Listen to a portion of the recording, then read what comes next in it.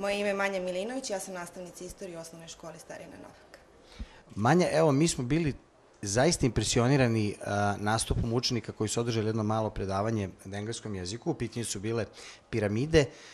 Naravno, verovatno su tu predavanja raznog tipa, ali jedno pitanje mene jako zanima da dobijem odgovor na njega. Koja je prednost, u stvari, osnovna prednost ovakve vrste dvojezične nastave?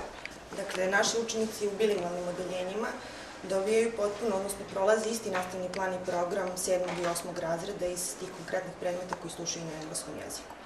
Prednost bilingvalne nastave jeste što oni razvijaju svoj tečan govor na engleskom, oslobađaju se da pričaju na engleskom, usvajaju neke stručne termine koji nemaju prilike gde da poznaju pre odlaska na fakultet konkretan i mislim da su ove tri vrlo jake prednosti, osim druženja, posebnog nekog pristupa metodološkog koji radim s njima na časovima, dosta toga. Built for a pharaoh named Khufu, and the pyramid was 145 meters high, but after some times it was 137 meters high because thieves have stolen 9 meters. Egypt and pyramids in Egypt. Their Egyptian pyramids are the most famous pyramids. Their structures built of bricks and stones. After 2700 BC, Egyptians started building pyramids until the 1700 BC. The first pyramid was built by the third dynasty of King Djoser and his architects. Also, the largest pyramids are in Giza. The Great Pyramid of Giza is the largest one in Egypt and also one of the largest pyramids in the world. Even though pyramids are associated with Egypt, the nation of Sudan has over 220 extant pyramids, and then that makes it the most numerous number of pyramids. Pyramids which were stepped and had temples at the top of them, and they're more similar to the Mesopotamian ziggurats than to the Egyptian pyramids. The largest pyramid by volume is the Great Pyramid of Cholula in the Mexican state Pueblo, and it is considered the largest monument ever made in the world. There is also a pyramid. We have three kinds of pyramid: right pyramid, regular pyramid, and irregular pyramid. The right pyramid has the apex on the top of the center of the base. Predstavi mi se. Moje ime je Neda Preranović. Nedo, ti si ovde ovako vrlo skoncentrisana slušala predavanje. Je li tebi istorija najomiljeniji predmet u ovom bilingvalnom programu? Naravno. Čekaj, pored istorije možda fizičko? Pa više fizika, zato što kroz fiziku učimo životne stvari, tako da i izraze koje ne možemo da naučimo sami i ne možemo da naučimo u školama engleskog jezika, tako da je ipak malo zanimljivija fizika. A reci mi, kako si ti tako dobro naučila engleski jezik, pa si u stvari prošla ovaj test i na kraju se prijavila za ovu dvojezičnu nastavu? Pa od malih nogu moja mama me je slala na časove engleskog jezika, čitala sam mnogo knjiga na engleskom, kao i gledala sam mnogo filmova i serija i putovala sam puno, tako da sam tako razvila svoj engleski jezik. Ja sam Sofija Petrović, učenica razreda 8.4 osnovne škole Starina Novak. Ja sam od malena išla na engleski i zavolela sam ga jako. Volim taj jezik i volim da ga pričam, volim da čitam, volim da gledam filmove. I to je bio jedan od razloga i dobra sam u tome. Išla sam na privatne časove, stalno sam se javila. Ko ti je ulio ljubav prema engleskom jeziku? Pa moja nastavnica iz vrtića, pošto smo imali učiteljicu koja nam je držala časove engleskog i tada sam prvi put se upoznala sa tim jezikom. Šta misliš, koja je negde suštinska razlika u kvalitetu između ovih tabli koje imate, ovih interaktivnih tabli, touch screen, u odnosu na one klasične table, jeli, sa sunđerom i kredom?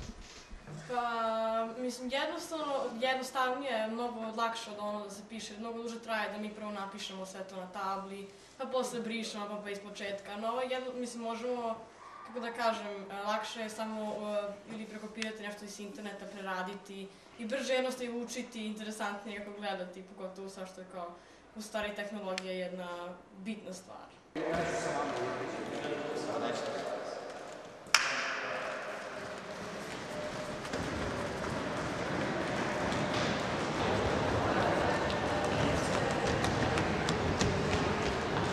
sam Ivy Fenjuk.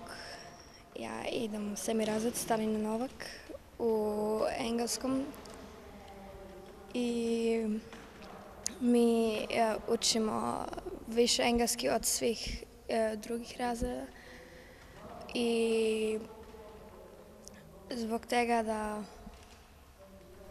hoćemo bolje da učimo engleski. A reci mi, Ivy, ti si iz Nemačke, je li tako? Jeste. Iz kog grada? Iz Frankfurta? Jeste. Frankfurta na Main ili Frankfurta na Odru? Na Main. Frankfurta na Main. Zašto si odabrala baš školu Starina Novak? Zbog toga da imaju engleski i htjela sam isto da učim srpski. Zbog kad sam došla nisam znala nijednu reč na srpskom. I kad sam došla sam naučila srpski i isto da ne zaboravim engleski, da sam otišla ovde u 7/4. A kad si došla u Beograd? Mislim pre 8 meseci. I kako ti se čini Beograd u odnosu na Nemačku? I Srbija?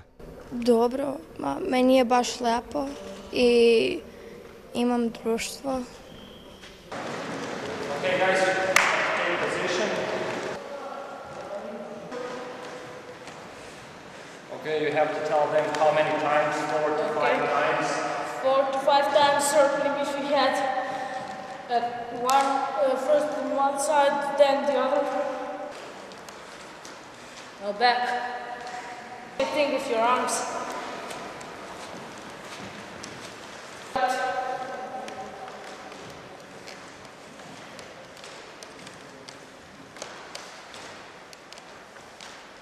So now one leg here and the other goes down. Moje ime je Vlada Vučinić, direktor osnovne škole Starina Novak. Vlado, vi ste sigurno ponosni zbog činjenice da ste jedina škola u Beogradu koja pod broj 1 drži dvojezičnu nastavu, a pod broj 2 ima interaktivne table. Ali dobro, sada nas zanima ovaj deo o dvojezičnoj nastavi koji je zaista fascinantan. Tako je, dvojezična nastava kod nas živi sad već punu jednu deceniju, znači 2006. godine je počela da se realizuje. Prošla je sve one administrativne i birokratske prepreke koje je trebalo da prođe, ali ono što je važnije, zaživela je među decom i mi danas imamo realizaciju dvojezične nastave u 7. i 8. razredu. U toku 6. razreda, ona deca, oni đaci naši koji žele da se uključe iduće godine svoje u 7. razredu, polažu, odnosno prvo prate pripremnu nastavu iz engleskog jezika, a nakon toga polažu test koji se sastoji iz 2 dela, pismeni, pisani i usmeni, i na osnovu poena koji steknu na tom testu formira se odeljenje koje ne sme biti manje od 15 i ne sme biti veće od 18 đaka po broju, što znači da je negde oko 16 učenika najčešće u tom dvojezičnom odeljenju. Ovako, kako ste vi sada objasnili, stiče se utisak da su deo tog odeljenja stvarno na neki način elitni đaci.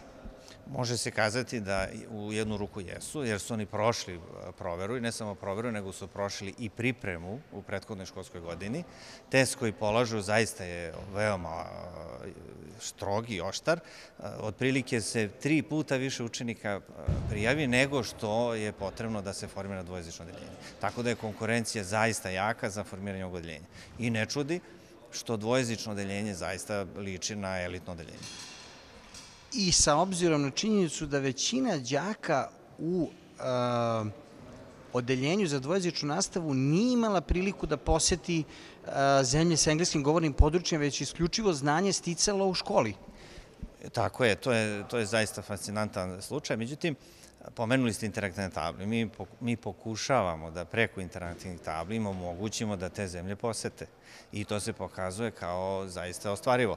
Dakle, naša deca ne samo u dvojezičnoj nastavi mogu da putuju zemaljskom kuglom preko ovih interaktivnih tabla koje mi imamo u upotrebi.